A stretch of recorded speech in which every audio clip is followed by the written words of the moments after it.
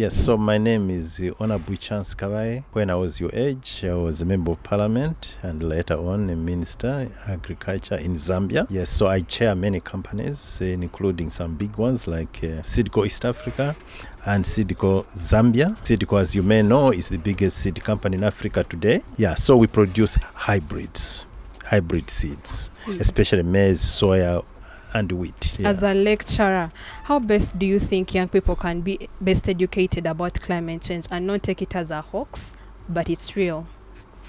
No, of course, you just have to see the examples, what is happening on the ground. Everyone knows that the rains are erratic now, so we have droughts. Then when we don't have droughts, we have floods. And we've seen the deforestation all over, not only Uganda, but all over, Africa. And yes, so you've seen the productivity has gone very low because of issues to do with climate change. So all these issues, the drought, the floods, short rains, sometimes long rains, it has made seasons unpredictable for, our especially small-scale farmers in the villages. So it is real. It is there. In specific, what do you think is the suitable seed policy that can be adopted in Uganda to improve agriculture? You see, in terms of seed policy, first of all, you have to make the whole policy in agriculture very transparent, predictable, and therefore you see seed companies coming in from all over the world. This is what we've done in Zambia. We've made our seed policy very open, and the government, what we call Seed Control and Certification Institute, is a government department which works closely with the private sector, in this case seed companies. They facilitate, they make it so transparent that everyone wants to invest in Zambia. Initially we had one national seed company called Zamseed. Later on, when policies became very transparent and open, we now have over 35 seed companies operating in Zambia. So if the policies are right, they are open, you can export whether there's a problem or not in your country. That's the only time people will come and invest. And knowing very well now, many companies, they know of the climate change. So they are breeding now varieties or cultivars that are suitable for different agroecological zones. Some are short maturing, varieties which can take, 70 to 90 days. Some are long maturing, depending on where you are operating from.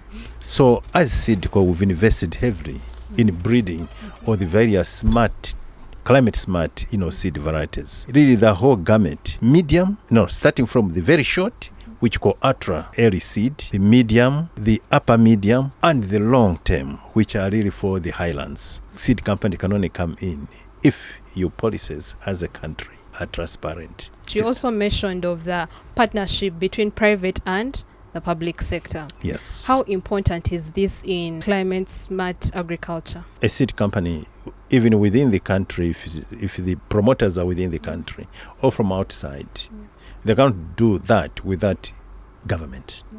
So private sector will only come in where they can work with the government. Government is facilitating. If the policies for government are not conducive, no investor will come in.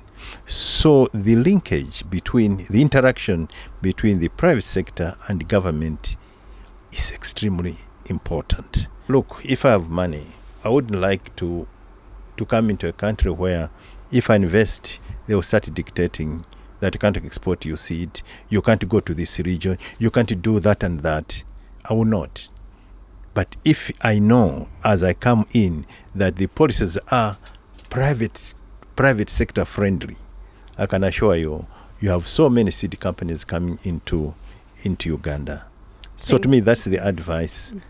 It's all to do with the government, policies to attract investors in the agricultural value chain. Not only in the seed sector, but it is also in the production part of it. Big production companies. It is in the processing. It is in the oil. All these things require good, transparent, forward-looking, policies. How best do you think countries on the continent can collaborate to ensure that agriculture is really boosted, because it's really the backbone of our economy, whether we like it or not? How Yes. best can countries on the continent collaborate to achieve success in this sector? First of all, it's very difficult for individual countries. Yes, you can do it at country to country, but to have regional groupings like COMESA, like SADC, like the AU. I'll give you one typical example. For the African Union, there's what is called Africa Risk Capacity. I happen to sit on that board, African Risk Capacity, the group board itself. Our role is to find ways of mitigating climate change vagaries. If, say, a country has been hit very badly by, say, drought or floods or cyclones, mention it, we have an insurance company which will make sure that once it's reported, we will assess the damage that has taken place and give that country some money which helps, especially for small-scale farmers, to restart their operations. To me, that's a collaboration. If you come to COMESA, common market for Eastern and Southern Africa, there, in terms of seed variety release, it has been agreed and approved by COMESA countries that if you test one variety in any given country, then all other varieties can be released in that country. So again, this is collaboration between countries, but using a regional grouping. So SADC is doing that, COMESA is doing that, ECOWAS in West Africa are doing that, and indeed the African Union itself. Yes. With regional groupings, what kind of Africa do you envision for young climate change innovators? Look, you are the future of Africa. Many of us are already in the afternoon. We are training you. And I think you young people take it very seriously, get trained to understand climate change issues, be innovators, and that's why we are here, talking about innovations. Innovation that can mitigate against the vagaries of climate change. The future of climate change and productivity moving forward is technology. And technology is in you young people. So take the leadership. No one's going to give it to you, but we've trained you so that you can, proactively take advantage of this. There are so many jobs also in the value chain of climate change, which require you young people, because climate change is a science and requires, technology, including AI, on how to address these issues. So the space for the young people like yourself is huge. Thank you so much. It has been a pleasure having this conversation with you. It was a great pleasure talking to you. Yes. Thank you very much. You're welcome. Good.